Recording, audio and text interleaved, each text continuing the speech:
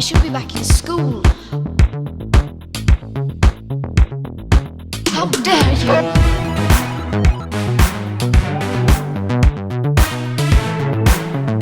You have stolen my dreams. How dare you!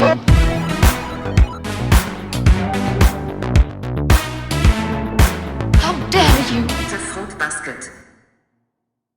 Okay. Power Bottoms, I hope you're ready. Yeah. Power Bottoms unite. This one's going to be a long ride. Yeah, this has been a pretty good news week, especially on the heels. We had cut up that clip of us talking about Warren being about a total snake. Yeah, and reptilian. And was one of the videos that did the best on our channel since we've had it. So yeah, it's kind of interesting. We have some new listeners now, which is kind of exciting. It came a little bit unexpected. Yeah, but I think it's up to like 1,300 views, which is tiny for the grand scheme, but for us, it's pretty big. Yeah, I'm really stoked about it. And in this news, and it hasn't left the news, and then people just keep doing things that make it more and more and more.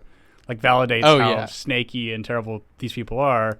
Yeah. And it was so what I was saying, which is so funny because like we have a thing we're going to talk about with Hillary Clinton in a moment, but like how I was saying in the last podcast of like so much of this tactic from Warren is such a Hillary move. I mean, it's so clearly what she told her to do.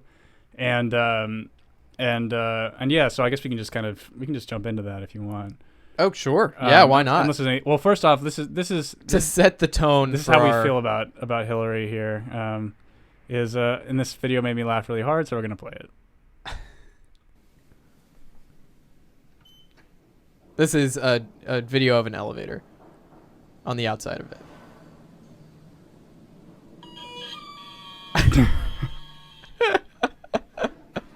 That sound is so funny to me. So if you're just listening, it's like somebody waiting for the elevator and the chime goes off, and that's the just awful, awful chime.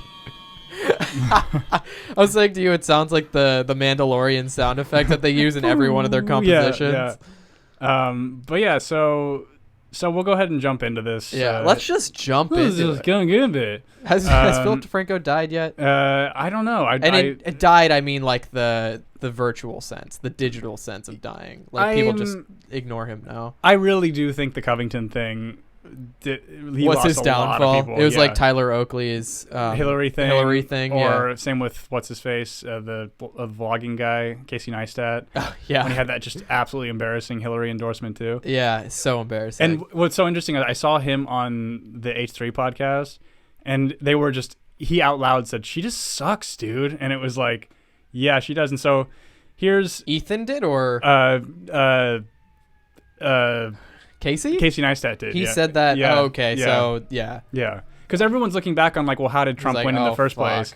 And it's like we couldn't say it at the time, but we all knew she sucked. Yeah. But if you were like a public figure who probably had her camp talk to you of you need to endorse her. Mm-hmm. And the alternative was being like, yeah, vote for Trump. Or you could have just shut your fucking mouth about it. But I think we instilled so much, or like society instilled so racist, much. You're sexist if you don't. Well, what I'm saying is like society instilled so much perceived responsibility in being somebody who has millions of subscribers on YouTube. Right, which we realize it has no effect. Yeah, and how quick your subscribers are to turn on you. But yeah, so Hillary's back at it again because I think she's just a glutton for getting the white vans. With the white vans, she just is a glutton for getting dunked on. So here's this one. She really loves to get her shit kicked in. All right, so this is from The Hill. Clinton weighs in on Sanders. Quote, nobody likes him. Nobody wants to work with him. He got nothing done. Isn't that just the most amazing amount of projection ever? Like, and what's so interesting too, so people, like when this article came out or like this news came out, everyone was comparing how many bills he's endorsed that have gone through. And for her, it was like, again, she just doesn't even compare to his record at all. Yeah, actually, I want to say like, nobody. So for Clinton, it's like nobody likes, or everybody likes her at gunpoint, and everybody wants to work with her at gunpoint. Right. And she gets a lot of stuff done when she holds people at gunpoint. Right. So read this bit right here. Okay, so this is a quote. In the doc, you're brutally honest on Sanders. He was in Congress for years. He had one senator supporting him. Nobody likes him. Nobody wants to work with him. He got nothing done. He was a career politician. It's all just baloney, and I feel so bad that people got sucked into it, Rose said, quoting Clinton. that assessment still hold? And Hillary says, yes, it does. And I love this bit. He was a career politician, and it's like, dude, she is the definition of career politician, just embedded, toxic, rotting politics. She's the face of it. She absolutely is the face of it, and she is such an utter and complete narcissist. She has a personality disorder. I mean, and it was so interesting is to watch her go against a president who absolutely has one too, and it's like, but the populace will. I think that even Trump's most ardent supporters would be like, yeah, something's wrong with this guy, but we enjoy it. Mm-hmm. And with her, it's interesting to watch her Twitter timeline, because she had some tweet where she was trying to kind of rectify this problem, and her supporters that still support her are so insane. Right? Yeah, it's crazy. And so one of the big things that she's levied against him was that he ruined her chances for campaigning and all this kind of stuff. So there's a video that someone cut together that I didn't put it in the right part of the queue. Let me find it. Oh yeah, so this one's really good here. So one of the most annoying things to me are the people who say Bernie Sanders didn't campaign for Hillary in 2016. So I found a video from every single event he did for her, stamped each with a date and location, and edited it down to about a minute and a half. So we can go ahead and watch this. Yeah. Hillary was the nominee in 2016, and the only people in hindsight who think that Bernie did a lot for her or enough for her is Bernie and his supporters. He didn't stand up for Hillary or have her back or campaign for her, I think, as vigorously as he could have. This was the one I was talking about last week. Okay. That lady. Hillary Clinton must July 12th. the next president of the United States. There is one candidate who believes that the wealthy should start paying their fair share of taxes, and that is Hillary Clinton. If you don't believe that this election is important, if you think you can sit it out, take a moment to think about the Supreme Court justices that Donald Trump would nominate.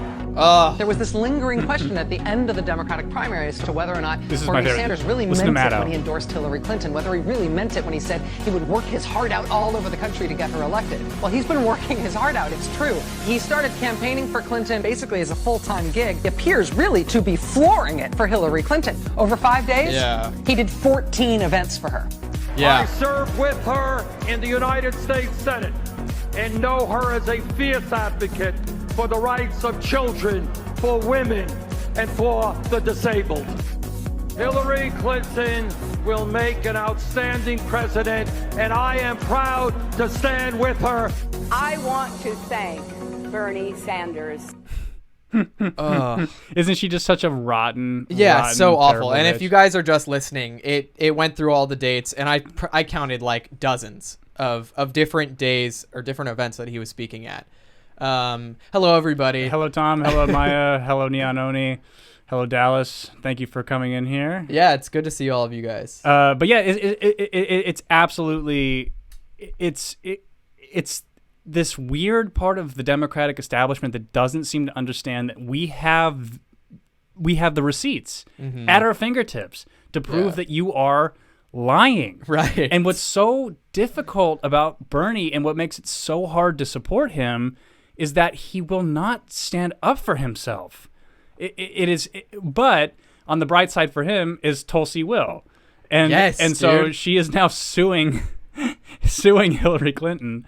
And so this is her lawsuit against Hillary Clinton for defamation. She's suing her for $50 million.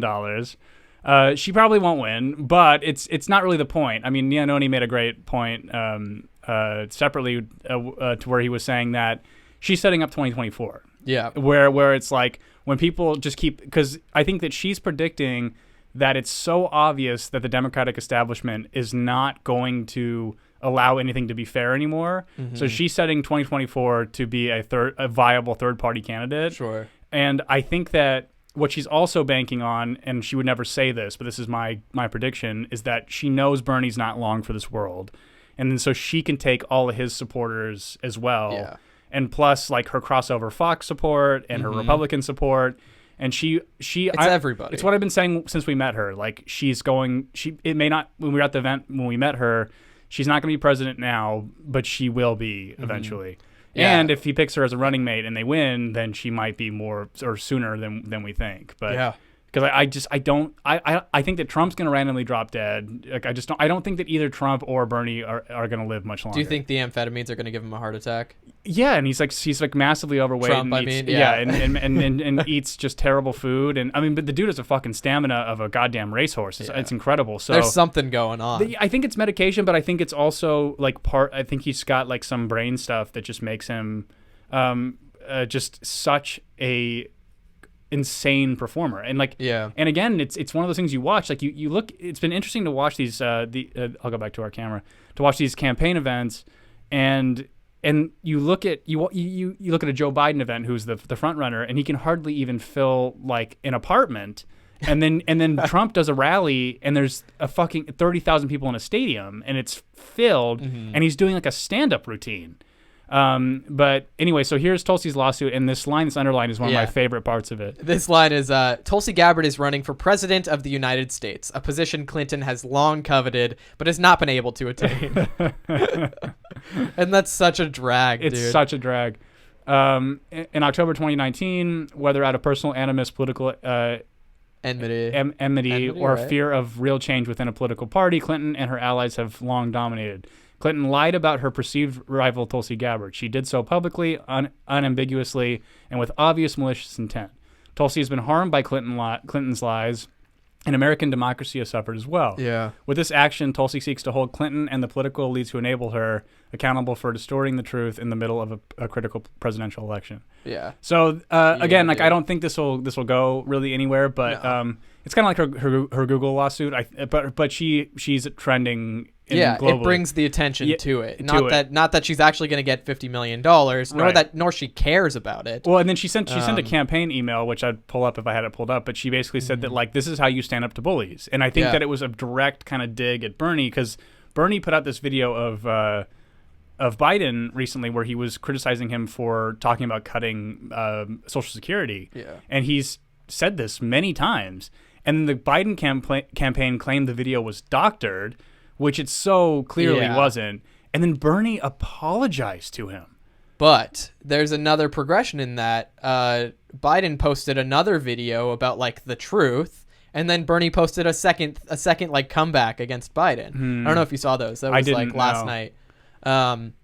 This is also one of my favorite parts of Tulsi's lawsuit. Yeah, Tulsi also, or in the lawsuit, it also says Tulsi Gabbard is a natural person who is a citizen and domiciliary of the state of Hawaii. She has never experienced, nor does not currently experience, and does not expect to experience thoughts of suicide. Isn't that fucking which is great? So fucking hilarious. And again, it's she's gonna commit suicide by 2 bullets to the back of the head. Right, which is Hillary's MO. But also, like, to me, it's a fucking troll. Yeah, like, and it's such a fucking clever one. Yeah. And then, but of course, for bad takes, we got to bring in Charlotte Clymer here. Of course, head of communications at the Human Rights Campaign. She's been a recurring character on our podcast. Yeah, because we hope to have her on sometime. She's the worst. Like the Human Rights Campaign, and if you're new to our channel, we talk about how the Human Rights Campaign and GLAAD are irrelevant organizations that just stir up controversy in order to secure donations. And if they didn't keep, well, and you know it's true. I know it sounds harsh, but it's true, and it's like they're completely irrelevant organizations at this point. They serve no purpose, and so and they'll hire somebody like Charlotte Clymer, who is again like a fearmonger. She's like the Al Sharpton for gay people. It's like she just is not doing anything to actually help us. Mm-hmm. Well, like and she's to a partisan. Clarify, like my stance is that the HRC and GLAAD, what they set out to do is no longer useful. No. Whereas they could use their resources for more important things, like our overseas brothers and sisters who are gay and literally dying in the streets. Right, exactly. But they would never take any because so what's Charlotte Clymer's tweet here? All right, so Charlotte Clymer says, "Good luck to Tulsi Gabbard. She'll need it. This is far from the first time Hillary Clinton's been sued by a Republican." And she had a similar line the other day. And what's so funny about that to me is that she. Again, it's like it's absolute evidence that these, like, just to use our kind of angle as being gay people, the people who are supposed to be our advocates are only advocates for you as a gay person if you think exactly like they do. Sure. So unless you were an ideological equal, she does not want to hear from you and does not want to protect you. And so she's the head of the communications at the Human Rights Campaign, and the fact that she only blasts out these hyper partisan tweets it's like, bitch, you don't get to be both. Yeah. You get to choose to be the head of a nonprofit organization that helps gay people, or you get to be a political activist. Yeah. It's like you need to remain at least some semblance of neutral. And if one party is obviously working to dismantle things that you view to be important gay protections, then yeah, you can rally against that party. But generally speaking, it's just this ridiculous kind of horseshit from these partisan actors who are pretending that they're not partisans. And so, let's catch up a little bit. Okay. Wouldn't it be hilarious if Bernie wins? Yes, it would be. It would, but I'm kind of like, I'm starting to be in on it. I'm ready to vote for him, basically. Yeah, it's like, I am too. And the thing is, it's like, it would be hilarious. I think that I'm also not very emotional about it, just because I'm about 80% sure Trump's just gonna win. So it's like I don't really. It's kind of like, okay, well, I'm prepared for that outcome, and so it's just sort of like, well, it wouldn't surprise me. And I guess that's kind of how I would describe my position right now. Right. Wouldn't surprise me if Trump won again. Yeah. Let's see. This lawsuit this is Neon Oni. This lawsuit is an overt gesture and wink to the disenfranchised left that is tired of the corrupt DNC machine. It's a brilliant move. We agree. Yeah, exactly. Yeah.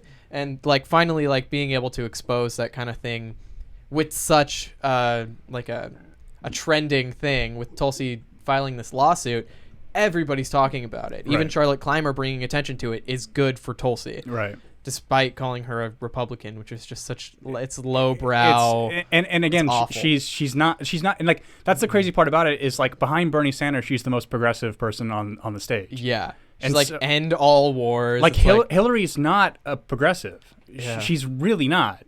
And again, like, but I think that Charlotte is so stupid. She would identify as a progressive. Yeah, and she's just such. I don't know how these people who I think are intelligent can be so dumb. It's mind-boggling. Yeah. Sean, Molly says, Sean, what happened to your theater career? I don't do that anymore. I do things behind the scenes though. So yeah, you do. Yeah. Yeah, I've done like dressing jobs and wardrobe jobs and sewing jobs. Can you read Neon Oni's next one? Then we got. Yeah. Tulsi doesn't have a single policy that matches up with the GOP. Is calling people Republicans the new Nazi. Basically, they're the same thing. Yeah, it's the same. Yeah, and Republican has been synonymous with Nazi, which is why they lost the election. But they don't learn from any of their mistakes, and how much how little they think of people in the middle of the country. Yeah. Like someone like Charlotte Clymer has never talked to a farmer in her whole life. Like she has no idea what people's lives are like that aren't hers. Yeah. Or people who are living on the coast or are super involved in queer shit. Like she has no idea that most people are probably okay with, like, she's a trans woman. Like they probably are mostly fine with her living her life in this way. Yeah. But they're like, we don't have a fucking job. We're poor. We don't have health care. We have other things to worry about first. Other than Hillary poking her fucking dumb cunty head in and and also, but when Tulsi kicked Hillary's cunt in the first time, it was so bad for Hillary that I thought, okay, she's going to finally have some self-awareness and step back and maybe have the foresight to know that maybe my endorsement is bad for whoever candidate. Like, it's almost like this is good for Bernie that she's doing this because we, like I said, we have the receipts to prove that he has literally been on the right side of everything. Yeah. And concerning her, he did everything he could to help her. And if he were to have dragged his heels slightly, it was because we knew that he had been cheated, and he knew too, by her and her whole establishment. Yep. And so she's so pathetic. It's like she is just such a pathetic monster. I think that's what I'm going to title this clip as: Hillary is pathetic. That's good. Yeah. A pathetic, ugly, disgusting lizard person. I'll also make her skin reptilian. Yes, you should. Yeah, because she is definitely a reptile. So kind of in a similar sort of vein, so the New York Times opinion, they had this weird fucking special on FX. And I pulled up this clip in particular, which I'll show you guys in a second. What struck me so much about it was it felt like the way they filmed this was like The Office. Yeah. Where it was like single camera, but they'd cut and zoom on people's reactions. So let's just watch this clip, and this is Bernie talking to them. Look, I don't tolerate bullshit terribly well. And I come from a different background than Watch a lot this of other woman. people who run the country. I'm not good at backslapping. I'm not good at pleasantries. If you have your birthday, I'm not going to call you up to congratulate I you. love say this you quote. me I know and you you write nice things about me. That's not what I do. Never have. And I This woman. I take that as a little bit of a criticism, What the self-criticism. fuck? I've been amazed at how many people respond to, happy birthday. Oh, Bernie, thanks so much for calling. You know, it's just not my style. I try to stay focused on the important issues facing working families in this country, and I fight for them. What I love about the birthday thing is it's so Larry David.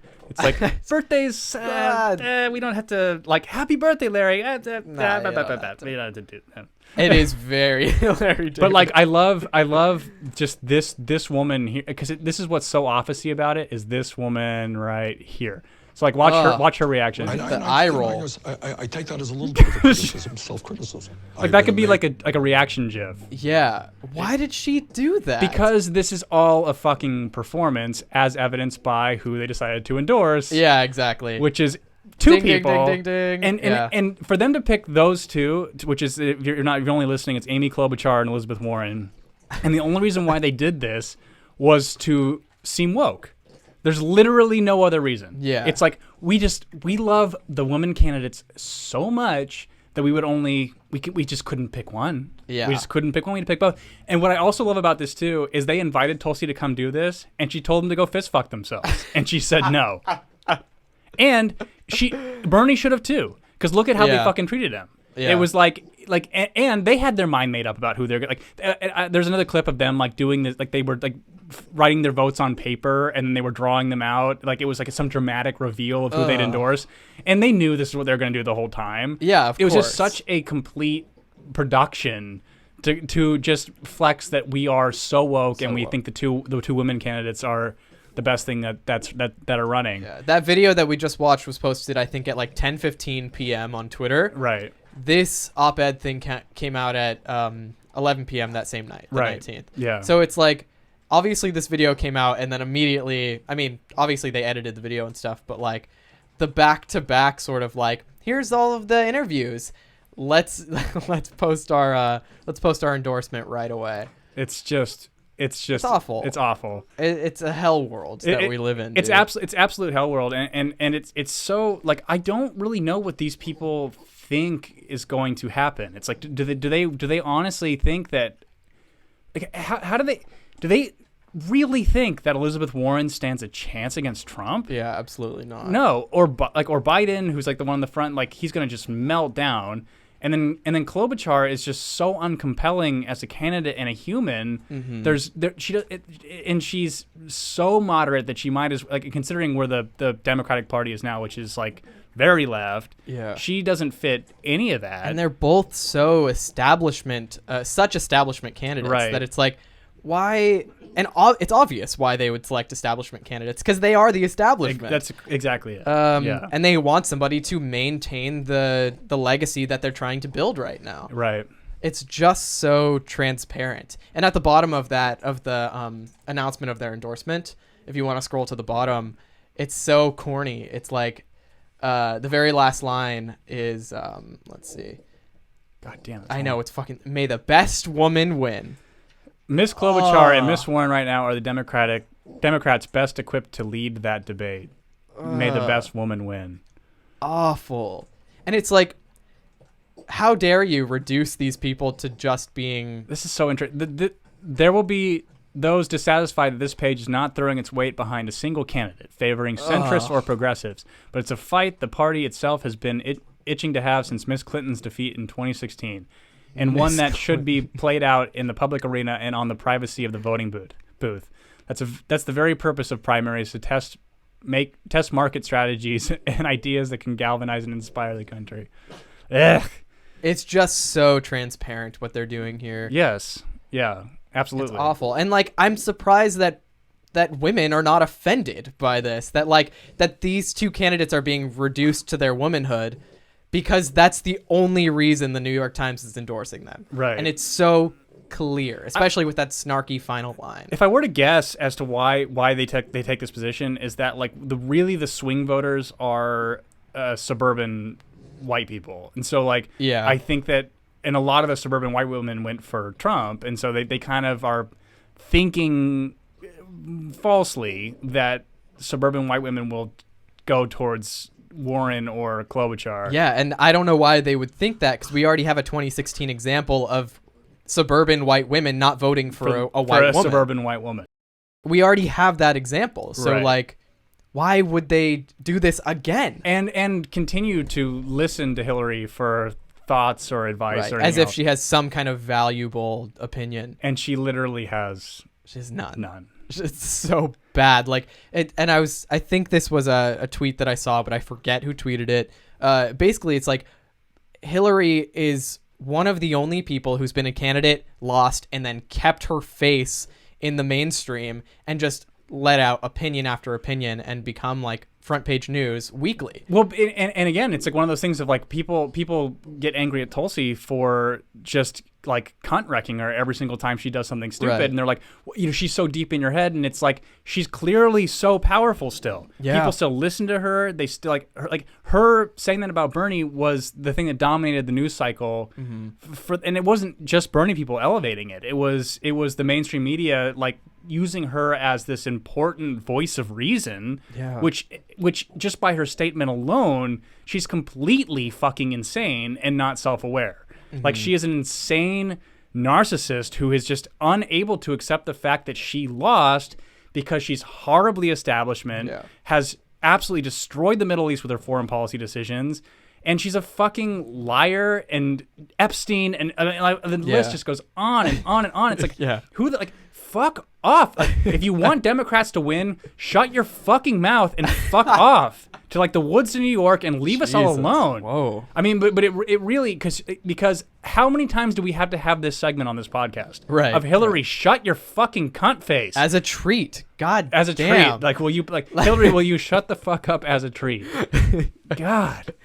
Can you read Yanni's comment? Yeah, he says, this is just like a quote. Women are so amazing that we can't pick just one. But the brown woman from Hawaii is a Putin puppet who should be banished to a volcano. Yeah. And that's the funniest part about it is it's like it was kind of what I was saying about the Charlotte Clymer thing is it's like you guys keep talking about how much you want to be progressive and you want a woman president, but you're full of shit. You want the person who happens to be a woman that has the exact same worldview as you have. And again, it's like you examine any of Tulsi's policies, and she's farther on the left than me on many things. She's the only sane one really about immigration, where she's like, look, we cannot have an open border situation here. But she, like, her gun stances because I'm a pro Second Amendment person, are atrocious. Like, I don't agree with any of them. But the reason why it doesn't freak me out is that she doesn't ever talk about it. Like, even when there's mass shootings, she's not like, we need to really take a look at guns and this and that. I trust her from that standpoint because she served. Yeah. And that she was armed and like, that she has the experience with the guns to like make appropriate decisions for the country on that matter. So like, I don't know. I think her policies on like gun stuff, it's a little bit strict, but like I said, I trust her with it. I don't trust people like Warren and Klobuchar who probably don't handle a lot of firearms in their life or haven't handled a lot of firearms in their lifetime. They probably never have. And again, and that's the argument I've always made about like why I don't trust these people who are trying to make common sense gun laws. Is it's like, well, what's common sense to you? Yeah. You already are against this issue, so it's like, I'm somebody who's a semi-absolutist. Like, I understand not letting people own grenades or RPGs or any of this kind of shit. I mean, that's obvious. But but at the same time, it's like, you guys don't even know what AR and AR-15 stands for. You keep saying assault rifle. That's not it. So, like, how can I trust you to make legislation that's going to be fair about this?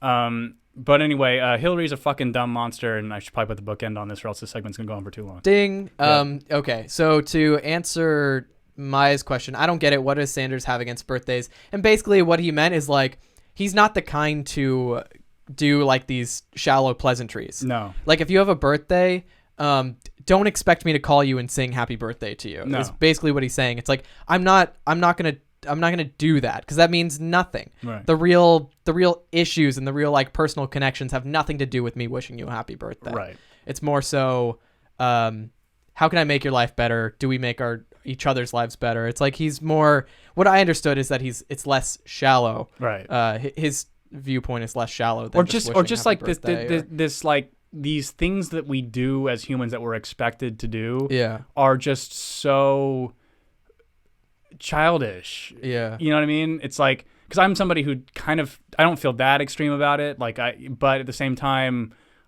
you know me about my birthday. I'm like, I just want to fucking pass. I don't want to.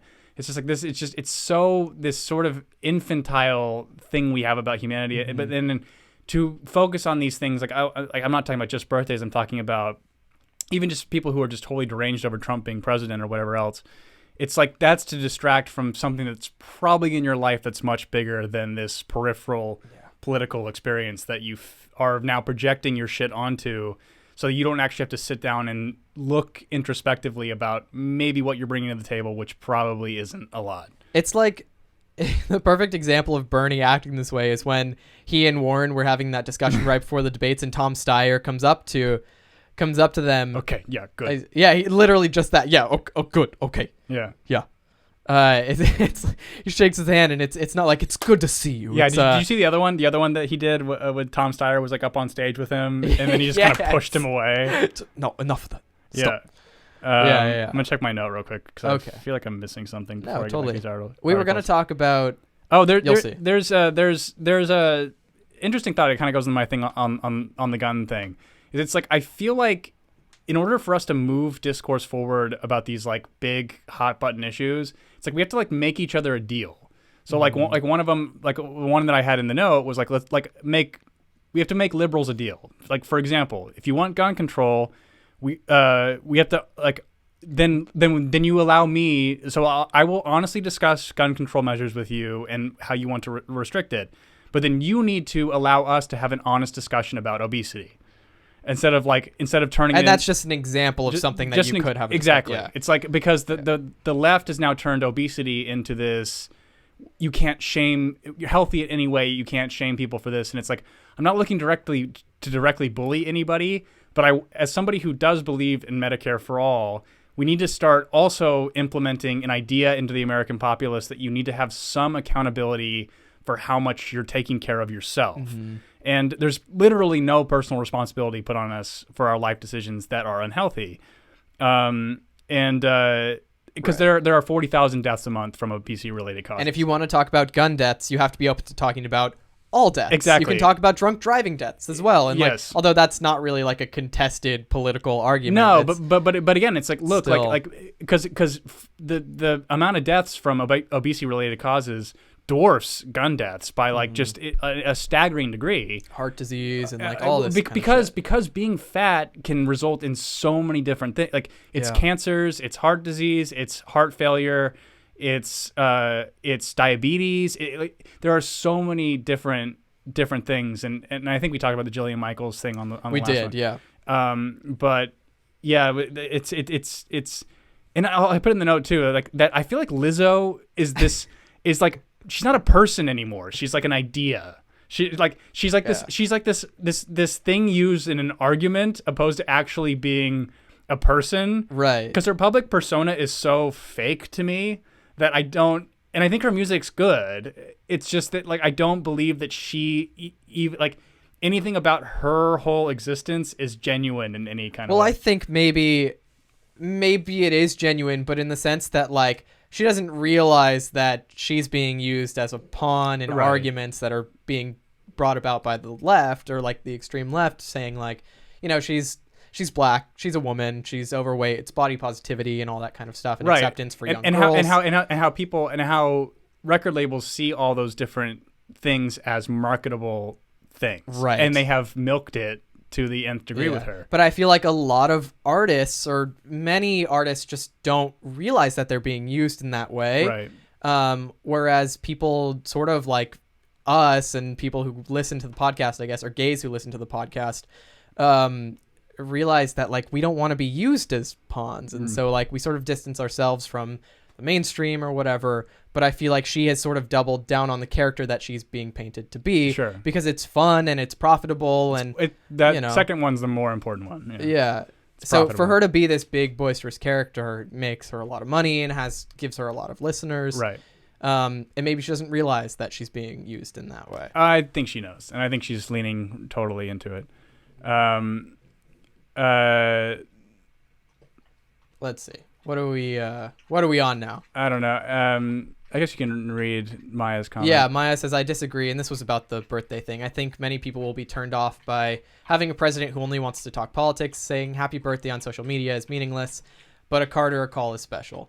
I guess really what I mean is like, Bernie doesn't want to be like part of like the boys club or whatever. That's like where you like smoke cigars that mean nothing with somebody. I think it's what he's getting at is like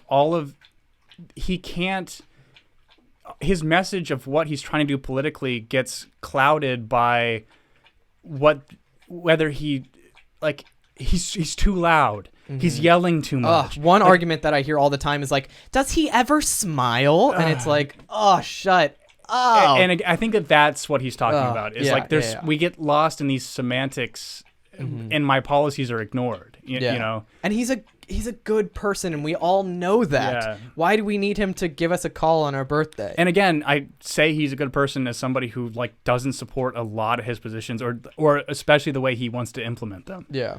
But would probably, especially if he has Tulsi as the running mate, I'm going to be really conflicted about what to do. But I'll vote for him if he does that. Of course. And then, I guess Perry's comment. Rep Zion posted a video about that obese YouTuber girl. It was just her ignorance of food. It was painful to watch. I had to tap out. Yeah, it usually is. Yeah. Let's see. Perry also says, my mom has instilled in me always giving someone a card. Yeah, that's a good. Of course. Yeah. And like for instance, like when Christmas comes around, people will give me stuff. I always write handwritten cards, and then I realize how at that time of year how little I ever write with my hand anymore. And how difficult it's just like my handwriting's all atrocious. Tom says, believe it or not, I was part of a political focus group this evening. We were not told who the client or news organization paying for this was. Interesting. It was so interesting that on all the issues, the moderator kept pushing for making a choice between one extreme or another, while we all kept saying we wanted a middle ground. Yeah. Yeah, dude. I feel like we have no options now. We're pushed into one side or the other. Dallas says a lot of the hatred on the left at Bernie is completely shallow. Yeah. I mean, obviously, you see the reply guys or the reply girls in his mention. It's shallow because they don't really have a way. I think because what they're not telling the truth, and the truth is that if he gets fucked out of this, his base is not going to go vote for Warren. No. And so it's going to splinter the vote. And then simultaneously, the fear would be that people who would vote for Warren are not going to vote for him, which is probably the case as well. It's the same. Yeah, it's the same either way. And so I think that they're trying to mitigate the damage that is kind of already in play. Maybe they'll run together. Yeah. That would, maybe it'll be a Warren Sanders ticket. Yeah, that would be. Or a Sanders Warren ticket. That would be. He's capitulated so much though their horseshit that it's possible that he would do something stupid like that. Maya says you can't convince people if you point and yell. A smile would help. And not we're done with dude. Especially the way that he's being attacked. Like I don't. After 2016, like it has been 4 years of this against him. Like I would have no pleasantries left in me anymore. Yeah. And again, like this is who he is. You go back to 1988 and watch his videos, and he's still just gruff, and that's kind of who he is. And like Trump points and yells, and he won. Mm-hmm. And you go to these rallies, it's him kind of giving a stand-up routine. He had the funniest one the other day. He was at one of his rallies. I saw a clip from it, and he was talking about Rashida Tlaib, and he goes, Rashida Tlaib, and he walks with the podium, and he goes, Tlaib. He just keeps saying Tlaib over and over and over again. Tlaib. Why? I don't know, but it was so funny. Like, Tlaib. Frankly, Talib. It was so fucking weird. Just showing off that he can pronounce her name correctly. Yeah, and honestly, I have to admit, it was kind of a miracle that he was able to. Giannoni says, Bernie is similar to Ron Paul in that they're political savants. They see little utility and distractions from the message. Yeah. That's basically what it is. And I think that's kind of the thing, too, is like look at Warren's selfie thing. I've taken 50 selfies all around. It's like, this isn't relatable. This isn't cute. Like, especially like to Maya's point, like the reason why that's so off base just to the messaging that this country wants to hear is like, how often do we hear that Trump is this existential crisis and Nazis are brewing and whatever. So like, he's supposed to be cutesy on the heels of a media that talks about his opponent as this bringing of the Third Reich kind, like, right. So what do you guys like? I guess I would ask you, what do you want from him? Yeah, I don't really know what he's supposed to do, and and also Tulsi has not been kind in any of these debates. Yeah. It's like she fucking laser focuses on somebody and takes a fucking scalpel to their metaphorical testicles, and like Kamala Harris doesn't have a campaign anymore because of Tulsi Gabbard being not nice. Yeah, and so granted, she's calm about it, which I think is also very effective in when she does it, but I don't want nice anymore.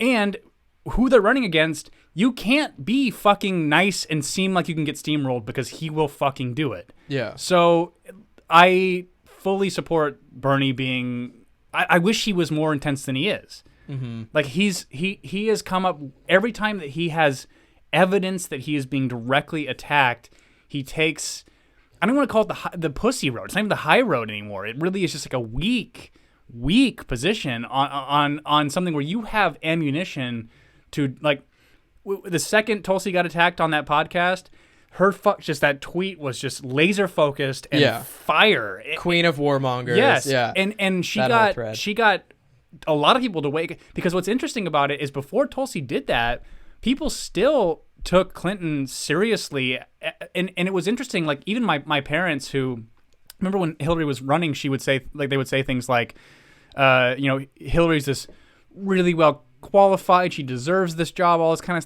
of things. And then I asked them, what was your take on this thing with Tulsi Gabbard? And they're like, we don't know why Clinton. What is she doing? Yeah. And so like to wake up the average person to how we all knew how monstrous Hillary was. But it woke up a lot of people who were not aware of it, and it was Tulsi fully on the attack. Mm-hmm. And that is really what political campaigns have always been. And so like this social media niceness, which again, I would ask Maya this question of like, do you want him to pretend to be something he's not, which is to smile and take selfies? Or do you want the most genuine version of these people, which is what I want, because I want to know who the fuck they are and what they stand for, which is why I respect someone like Tulsi or Andrew Yang or Bernie as well, who have gone on Rogan and give these either between hour or 3 hour long, unfiltered like views of their world. And so I listened to the first Tulsi one many years ago. I was already a supporter of hers. But after that 3 hours, I knew exactly what she stood for on everything. There was no mystery to me anymore. And also how she would talk when she wasn't, like, you'd hear her campaign lines and then she would just start talking normally as she does. And you'd be like, okay, now I know who this person is. Yeah. And so if Bernie were to manufacture something and be what the media wants him to be, which, again, think about flipping the genders too. If they told Warren to smile more or Klobuchar to smile more. Oh my God. And so that's also why this is such a misguided way of thinking. And so, and again, if he capitulated to the wills of the people that are telling him to behave in a certain way, it would be so transparent and would make his base trust him less.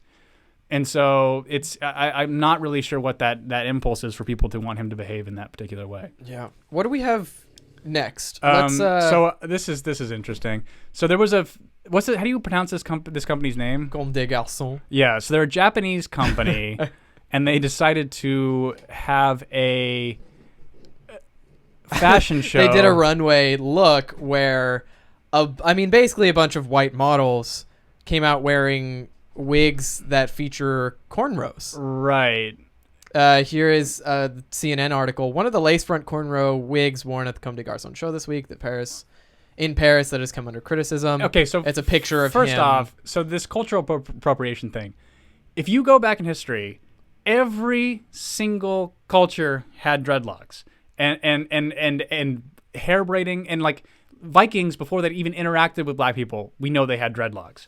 Like, so this hairstyle is not specific to a culture. It kind of is now, but historically it's not. So like, what culture is being appropriated exactly? Is it like modern African American culture, or are you? But they never talk about it that way. It's like our ancestors had to do our hair in this particular way, and it's like, well, you don't have to. That's the other part of like this discussion that is so interesting to me, is like the way that it's framed is that black people have to have these particular hairstyles, and it's like, you don't have to.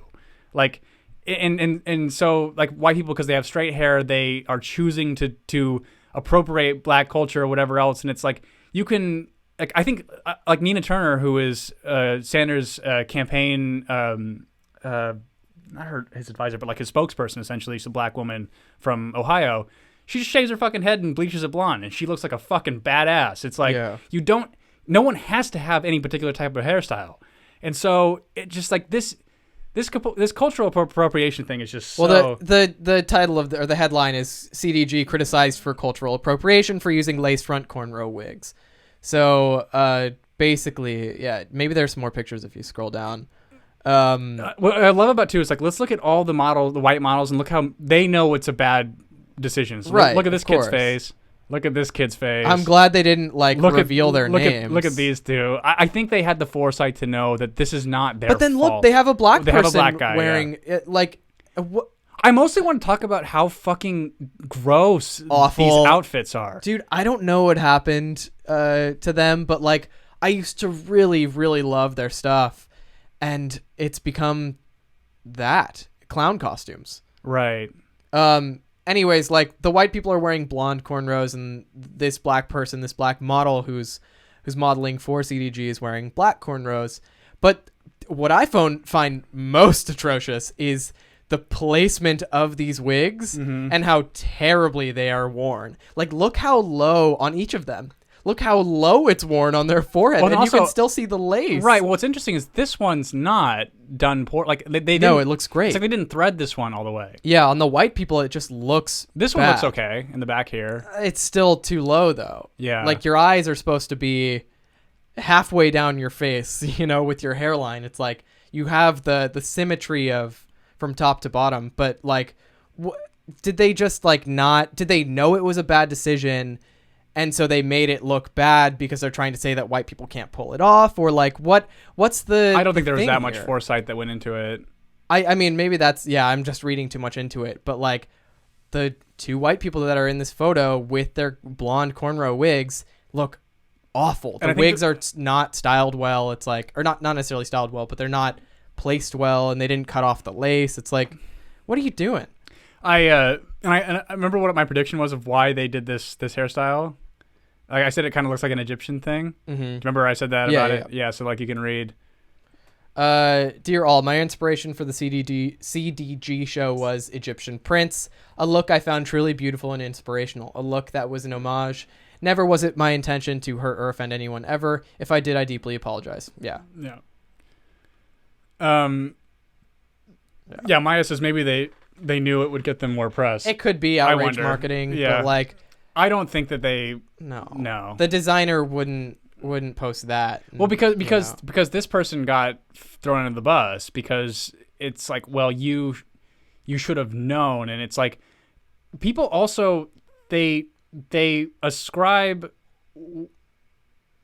they apply American racism, which is very unique, to the rest of the globe. Right, which is not it's so myopic to do that. It's like racism is not, the history of racism is not the same in Canada. It's not the same in England. Like, the N-word does not have the same weight in England as it does here. It basically is meaningless. Because it just is not part of the foundation of what it was used to denigrate people. It doesn't have the same thing. It's like, you don't say it, but it's like still at the same time, it just doesn't have the same, it's not a nuclear bomb like it is here. And so someone in France, I don't think that they would have like I don't think Me Too didn't even make it to France. Like they're on a different thing. You know what I mean? And so I don't know. It just again the story's kind of old, but I felt it was funny enough to me to want to bring it up. Yeah. So let's see. Well, speaking of old stories. Oh yeah.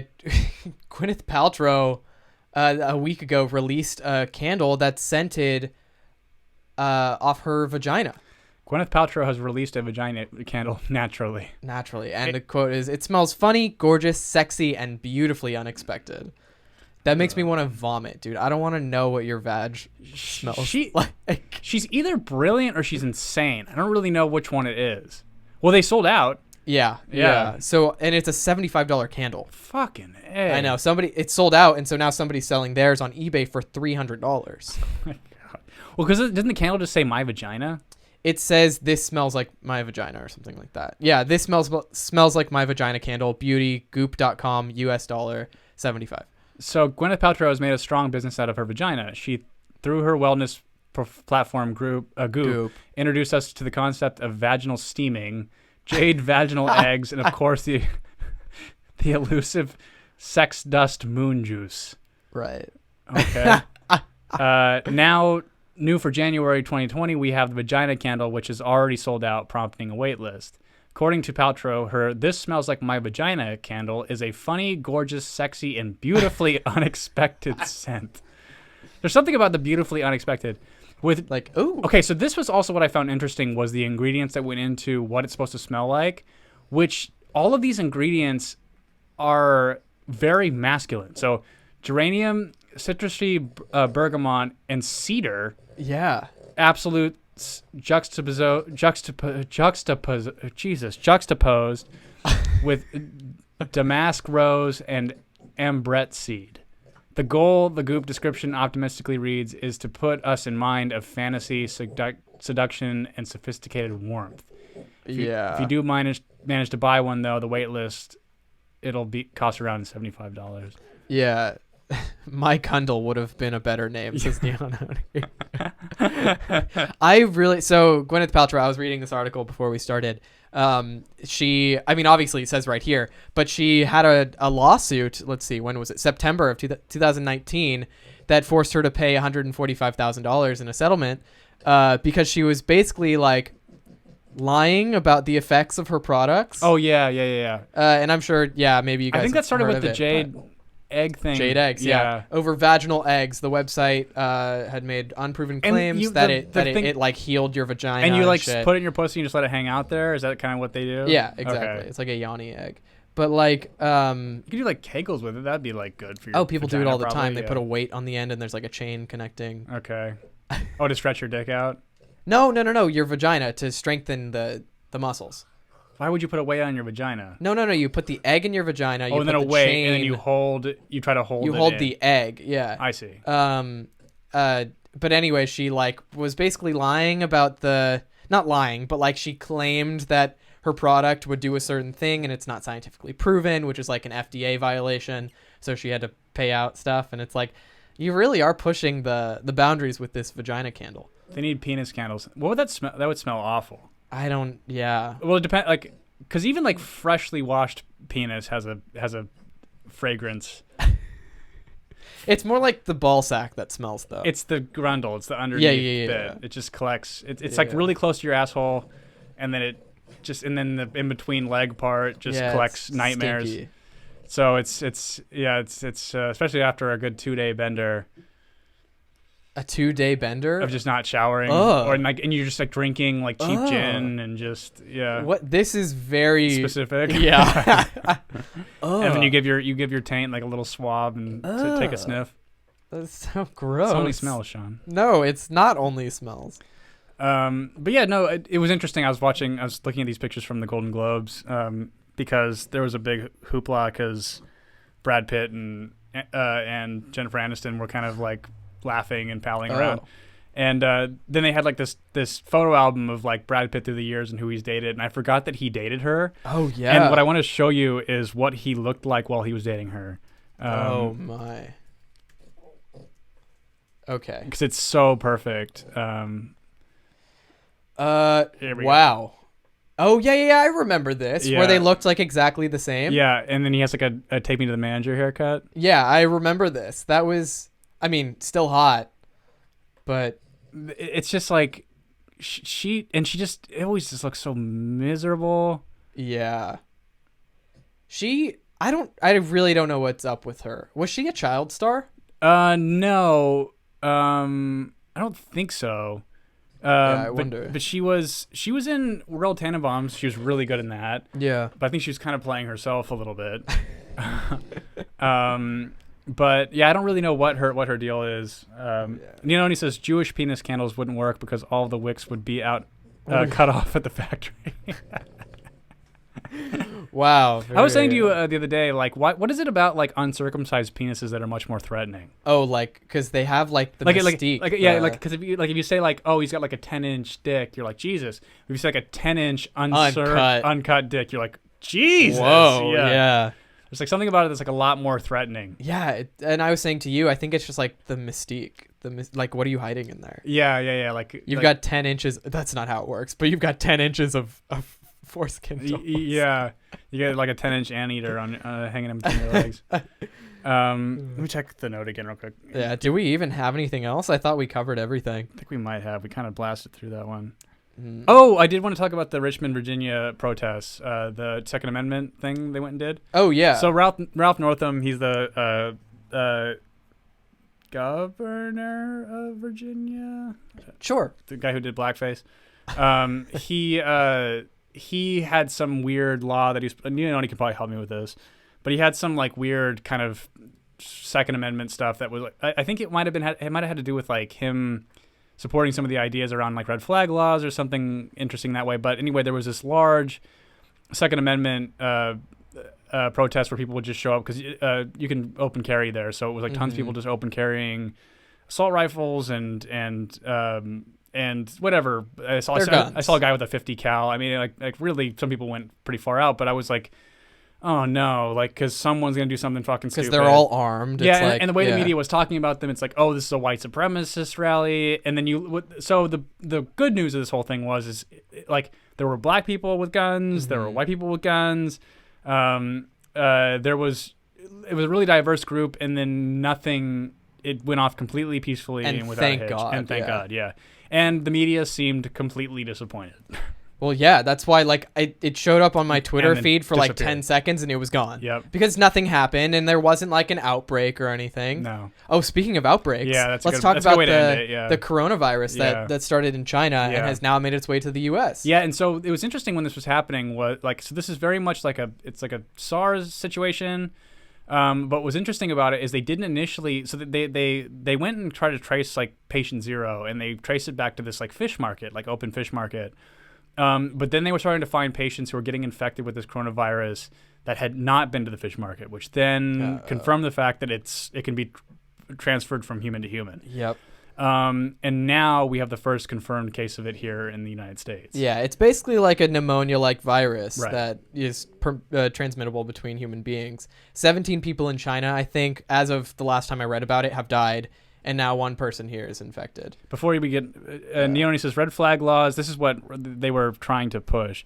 Red flag laws, assault weapon bans, he puts that in quotes, which it should be in quotes, high-capacity magazine bans, a gun registry, and even mandatory buybacks have all been proposed. Yeah, so, yeah. And again, it's like you give them an inch, they take a mile. I feel like we have to do another gun one just to, like, kind of, like, update people on that, but we'll do another time. I'm not particularly passionate about it, though, so I feel like I'd be kind of boring. But I think that, but you're not passionate in the other direction. So I think that like you also, I don't think that I have any views on it that you think are far out. And I'm very much of like, we can't restrict anymore of what we're doing because like, for example, they talk about assault rifles and they're like, a mass shooting will happen. The perpetrator uses an assault rifle and they go, we have to ban these.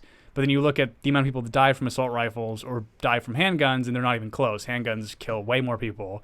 So you know that if they ban the one, they're just waiting to try to ban the other. It's like they're not looking to try to curb anything. It's just, anyway.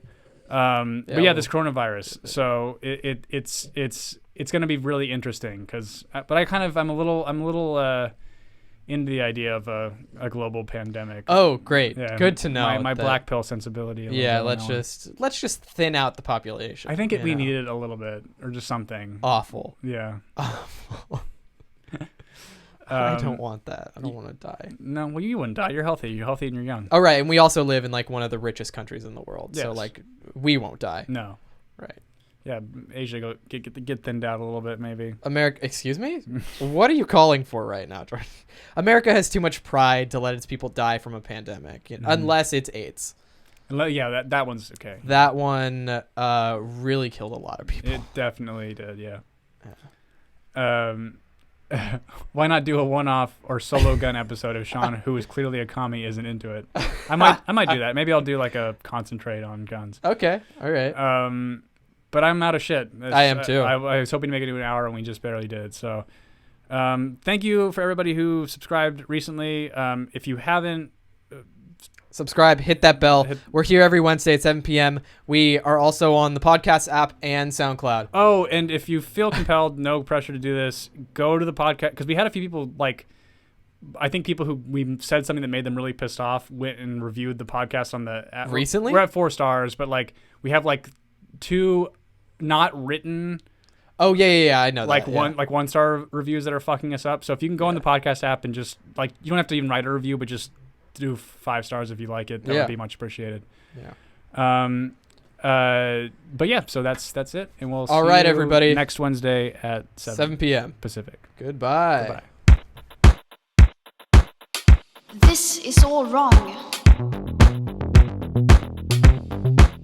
I should be back in school. How dare you!